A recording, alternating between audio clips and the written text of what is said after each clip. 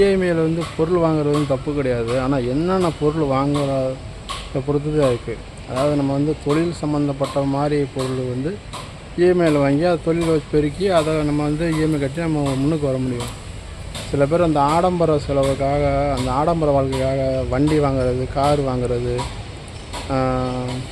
Phone, fridge, வீட்டுக்கு தேவையான பொருட்கள் வாங்க முடியுங்களா, இதெல்லாம் வந்து நஷ்டத்தை ஏற்படுத்தும். இஎம்ஐயில் வாங்கக்கூடாது. இஎம்ஐயில் வாங்கி நாசமாக தான் போகணும். இஎம்ஐ கட்டும் போது நமக்கு அந்த பொருள் மேலே வெறுப்பு தான் வரும், பாசம் வராது.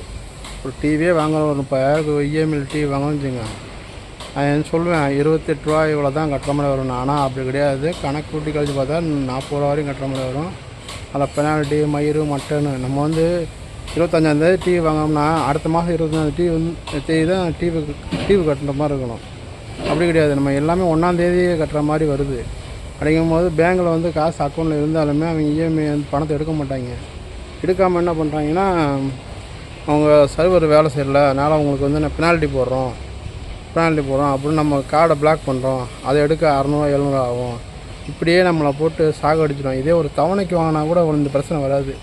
4 மாதம் கட்டிட்டு ஆனால் 5ஆம் மாதத்துக்கு வேணே அடுத்த மாதம் சேர்த்து கட்டணும், ஊடாக கொடுக்குறீங்கன்னா கூட சரி தம்பின்னு போயிடுவாங்க. இந்த வட்டிக்காரனுக்குள்ள இது கூட இவங்களுக்கு இருக்காது. இவங்க வந்து கொடூரமான இஎம்ஐக்காரனுங்க. இஎம்ஐயில் வந்து பொருள் வாங்குறது வந்து நல்ல விஷயந்தான். எந்த பொருள் வாங்குறாங்கிறது தான் நம்மளோட புத்திசாலித்தனம் இருக்குது. தொழில் சம்மந்தப்பட்டமான பொருள் வாங்க, தேவையற்ற ஆடம்பர பொருளை வாங்கி உங்கள் வாழ்க்கையை நிம்மதியை இழந்துடாதீங்க. அனைவருக்கும் வணக்கம். Welcome to public star 2.0.